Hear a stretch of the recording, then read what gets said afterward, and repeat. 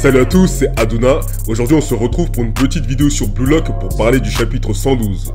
On commence par deux gros plans successifs sur Izagi qui chausse ses crampons et une vue de lui portant le numéro 11 en dessous de son nom. La rencontre n'est qu'à quelques minutes de commencer, donc au lieu de se manger une pub qui va durer 10 000 ans avant le match, on se retrouve directement dans les vestiaires avec Bashira qui demande à un Izagi étonnamment calme si son maillot lui va bien. Et c'est vrai qu'un latéral qui porte le numéro 8 c'est pas commun. Izagi lui répond que c'est impec et remarque que c'est la première fois qu'il porte le maillot officiel. Shigiri, Bashira et Nagi se rappellent mutuellement à quel point ils ont vomi toutes leurs côtes pour en arriver là. Ego rentre enfin dans le vestiaire et s'excuse de son retard. Ego montre enfin les 12 autres joueurs sans préciser leur poste. Il y a Mongasur, Tokimitsu Aoshi, Baru l'énervé, Reishi le trash talker et Igarashi le moine. Malheureusement, cette immédérée de Reo a été logiquement retenue, ainsi que le duo Iori et Nanase Lucifer.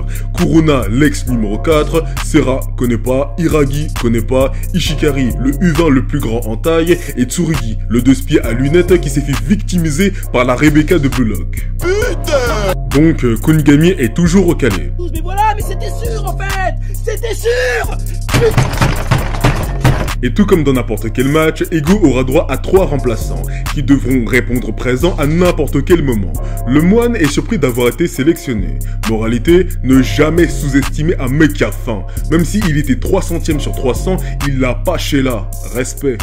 Ego rappelle à ses joueurs qu'en seulement 2 semaines, ils ont réussi à former une équipe qui est capable de gagner, et qu'ils ont enfin l'occasion idéale de se faire connaître, avec un Rin enfilant le brassard de capitaine, très attentif aux dires de l'entraîneur. Ces 90 minutes seront les plus importantes de leur vie. Ego clôt la causerie et en gros il dit « Régalez-vous, matraquez-les quoi, les mecs. Moi on s'est jamais foutu de ma gueule, si un jour quelqu'un se permettait comme ça. Putain j'aurais envie qu'une chose se laisse poser. » Nous voilà enfin dans le tunnel, avec une double page qui montre la profondeur de la scène et des U20 qui tentent de tuer du regard leur adversaire de la soirée. Et ça commence déjà avec Meru Teppei qui pointe du doigt.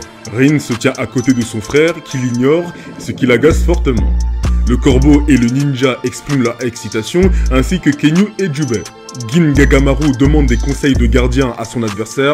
Ça sent la valise pour la Blue Lock 11. Toujours dans le tunnel, Eiku se tient à côté de notre héros et rapporte l'information que Shido ne jouera pas contre son ancienne équipe. You stupid. Et que la fin de Blue Lock se finira sans qu'il n'ait marqué de but. Izagi répond ok. Aujourd'hui c'est les 3 points ou c'est la fin. Izagi a réussi à survivre dans une telle atmosphère et c'est pour ça qu'il a réussi à être drafté. Superbe double page qui nous montre l'entrée du stade avec la foule en délire sous un terrain enneigé. Des supporters complètement survotés qui nous montrent clairement que la Blue Lock 11 jouera à l'extérieur. Chant de supporters, caméra, photographe embarqué, une vraie ambiance de foot. Le commentateur de ce match, Tereasa Atsuto, nous rappelle ce que l'on sait déjà et laisse la parole à son partenaire Natsuki, qui est clairement l'ambianceur et qui n'a que Dieu que pour cette immédérée. Atsuto présente la formation des deux équipes avec un 4-3-3 défensif pour les U20, avec un Sai qui est juste derrière le numéro 9, et du côté de la Blue Lock 11, Ego nous propose un 4-5-1 avec des ailiers plus hauts que dans la draft du chapitre 108. Le coup d'envoi est imminent.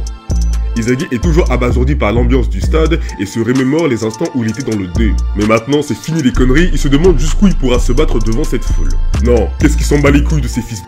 S'il fait ça, c'est uniquement pour lui-même, il doit rester concentré. Izagi ne se laisse pas facilement intimider par les supporters et nous montre à quel point il en a dans le pantalon. Rin surgit de derrière en le traitant de faiblard et qu'il n'a pas à stresser. Izagi répond que c'est juste de l'excitation. Le match va enfin commencer, Rin questionne Izagi s'il est prêt, d'un ton assez complice. Izagi lui répond bien sûr, et c'est parti pour le coup d'envoi entre la Japan U20 et la Blue Lock 11. Nous sommes enfin arrivés au match que l'on attendait depuis le chapitre 2. On sait qu'Ego a mis en place un système de jeu qui leur fera prendre 5 buts pour en renvoyer 6. Au final, tout dépend de la solidité de la Japan U20 qui sera sûrement dur à pénétrer, malgré le surnombre au milieu de terrain. Malgré leurs aptitudes individuelles, ces lycéens vont être confrontés à des défenseurs professionnels, qui sont certes jeunes, mais déjà beaucoup plus expérimentés, avec des corps d'adultes prêts à déboîter des épaules et ensanglanter leurs chaussettes. Sans parler du franchise player des U20 Japan, qui va enfin nous prouver pourquoi il est aussi arrogant. On sait pour la qualité de ses passes, mais est-ce que c'est son seul et véritable atout ? Est-ce que les bookmakers dans la vie réelle vont faire des pronostics pour les matchs de Blue Lock? Moi en tout cas je pronostique un 4-3. Je pensais à un 3-2, mais si Karasu n'arrive même pas à contenir Rin, alors vous pensez bien que pour Sae, c'est pas possible. Et le soutien défensif du cousin éloigné de Hiruma et du fils non déclaré de Bergkamp ne pourront pas suffire non plus. Mais victoire de la Blue Eleven quand même, car ils ont un skin in the game beaucoup plus haut que leur adversaire. S'ils perdent, c'est la fin pour eux. Ou un 3-3 jusqu'au péno avec une victoire de la Blue Lock Eleven.